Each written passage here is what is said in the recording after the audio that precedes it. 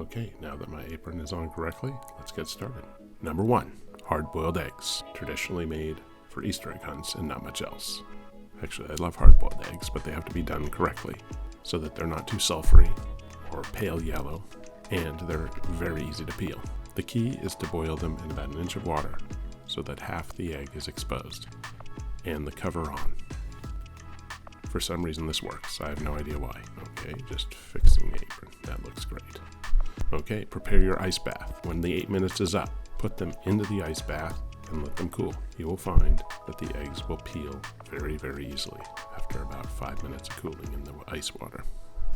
The yolk is still a little bit soft. Add some salt, and delicious as is, or put on a salad or put on toast. But these eggs are truly excellent. All right, method 2, poached. You got to be able to make a poached egg. Wow, that's a beautiful unpoached egg. You can have the camera back, I guess. Okay, you could put vinegar in the water, but don't. Create a whirlpool because it looks really cool. It also helps the whites stay together. Drop it right in the center of your whirlpool. You're just going to cook until the white is solid and the yolk should be runny. You can feel it by pressing a little bit. Take a clean, dirty towel and drain the excess. Add some salt, add some pepper. Oh, so good.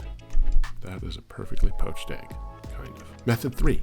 We're going to fry an egg in olive oil, in too much olive oil, because eggs don't have enough cholesterol as it is. Throw the egg into the oil. It will bubble up. Maybe that's a little bit too hot oil. And spoon the olive oil over the egg to cook the top of it. Olive oil does actually have good cholesterol as well as eggs do, and are a healthy part of a balanced diet, and that's why we're eating a dozen eggs in the span of an hour. Again, we're not overcooking the yolk here. The yolk is runny, and here goes the salt and pepper, of course. And you're really going to taste the olive oil. You're going to taste some caramelization in the white, and the yolk will be lovely runny. In the next method, we'll do a sunny side up egg. Scrambled. You gotta know how to make a good scrambled egg. The key with the scrambled egg is not to beat the egg too much, just a little bit. Don't add anything to it, no salt, no pepper, nothing. Put it in a very low heat pan. If the pan is too hot, take it off the heat. You do not want to cook this egg very fast. If you want a large curd scrambled egg, then don't mix it so much. Take it off the heat and season it before it looks done to you, but it still looks a little bit runny. It's going to continue to cook on the plate. And these should be the creamiest custardy eggs you've ever had. They should just be a tiny bit runny, but obviously not raw, or whatever, make them raw. Okay, put the Wookiee down. What is that? With eggs number 5 and 6, we're going to make a 2-egg omelet. Add butter to the pan.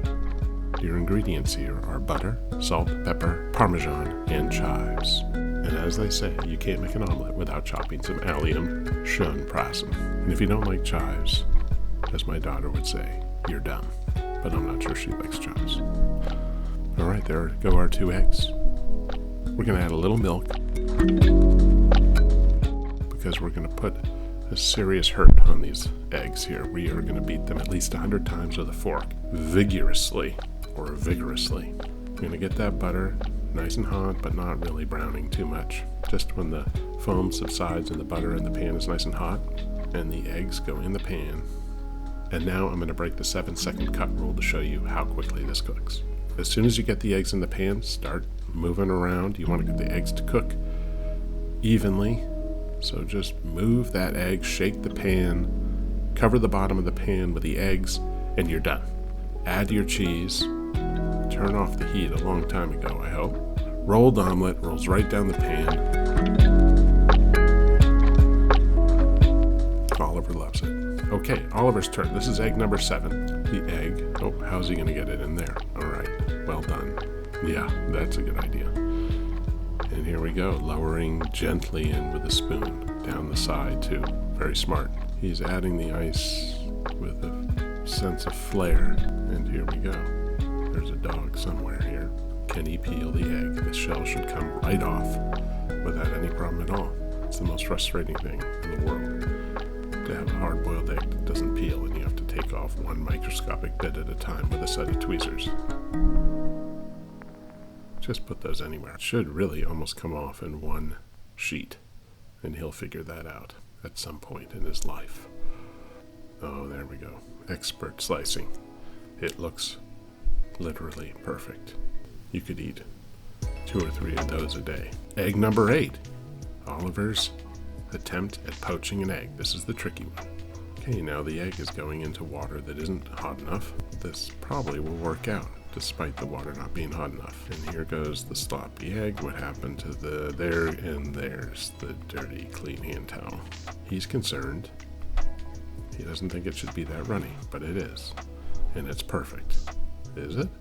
A little wet, but other than that, delicious. All right, egg number 9. Fried. Will he put enough olive oil? That's not his issue. It's putting too little of something into the pan.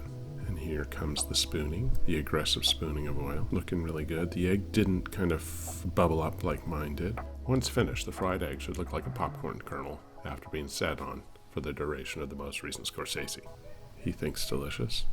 I'd say fantastic. Okay, egg number 10, scrambled. Butter in the pan.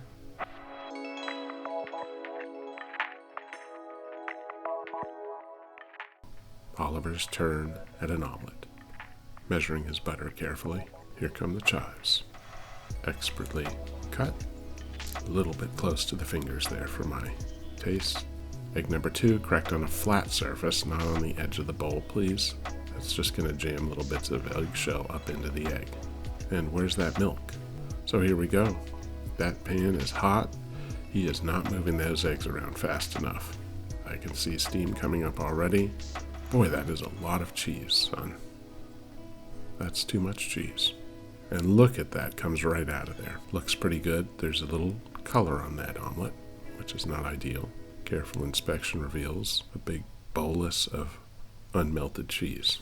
Still, melted or unmelted, cheese is pretty good.